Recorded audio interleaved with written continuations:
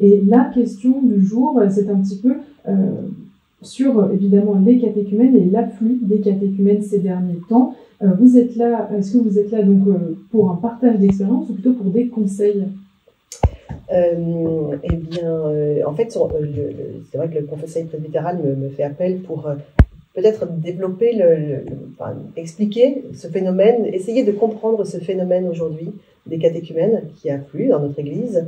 Ce ne sera pas des conseils de ma part, c'est plutôt un panorama de ce qui se fait en France, parce qu'il y a cette vision au niveau de la conférence des évêques de tous les diocèses de France, et ensuite pour les prêtres du diocèse, de pouvoir ensuite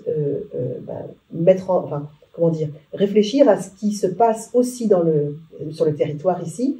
Quel est ce phénomène aussi qui touche le Tarn, et puis quels sont les enjeux pour notre Église, pour l'Église diocésaine, pour les communautés paroissiales, les communautés dans l'enseignement catholique, les communautés dans les aumôneries. Voilà, comment ça impacte la vie chrétienne, enfin la vie du diocèse. Voilà, c'est plus donner des pistes de réflexion que des conseils. Puisque beaucoup arrivent sûrement en quête de nourriture spirituelle, comment les accueillir surtout, et puis en fait, quelle suite donner à tout ça? Alors, la première des choses, effectivement, c'est d'accueillir ce qui se passe aujourd'hui, c'est-à-dire cette quête spirituelle d'un certain nombre de jeunes.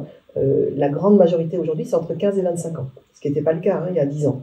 Donc, comment on accueille ces demandes qui nous déboussolent parfois, et puis comment on va accompagner la personne pendant son cheminement, avant même le baptême, à être insérée dans une communauté.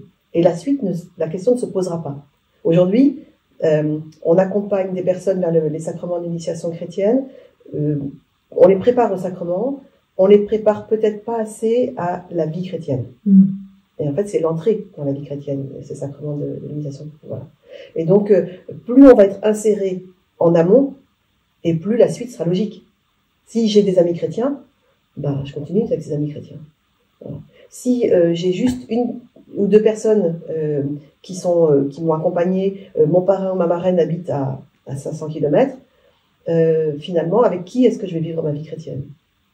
Voilà. Est-ce que je me sens à ma place? Et puis, un autre élément important à prendre en compte, c'est une expérience forte, spirituelle forte, souvent en amont, qui met en route, une expérience spirituelle forte portée par une communauté le temps du catéchuménat.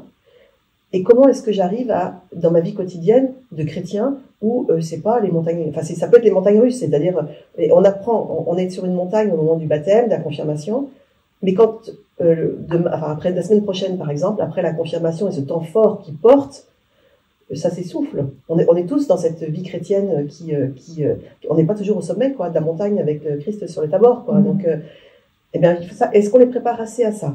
Voilà, à cette vie ordinaire chrétienne qui est de haut et de bas, et qui fait que le Christ est toujours là. Nous, par contre, on est peut-être moins, on n'est pas toujours au top. Et donc voilà, je pense qu'il y a un enjeu vraiment d'entrer dans cette compréhension que, moi, je suis tombée dans la marmite petite, et donc mes racines, elles sont profondes. Donc c'est pas un coup de sécheresse qui va éteindre ma foi. Pour des néophytes qui ont des racines très légères, qu'est-ce qui va les aider à nourrir leurs racines, leurs plantes, qui va les aider à grandir dans la foi et à rester solides. Voilà. C'est plus des questions que je pose aujourd'hui que de réponses que je vais apporter.